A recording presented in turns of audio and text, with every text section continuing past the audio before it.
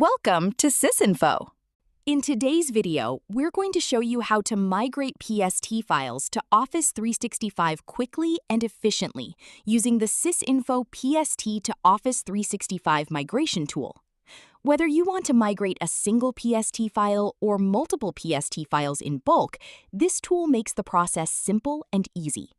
You can migrate emails, contacts, calendars, tasks, and notes directly to Office 365 mailboxes while maintaining the folder structure and data integrity. So, without any further delay, let's get started. Step 1. Start the PST to Office 365 converter and select your PST files for conversion. Step 2. Select the emails after the preview to choose which emails to import. Step 3. Pick the Office 365 option from the destination and authenticate it. Step 4. Fetch users or upload CSV for multiple destination user accounts. Step 5. Apply the relevant filters prior to migration and click Start Migration. Step 6. Finally, check the progress, restart the migration, or exit the window. And that's it.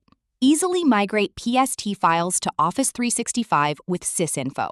Like, share, and subscribe for more helpful videos. Thanks for watching.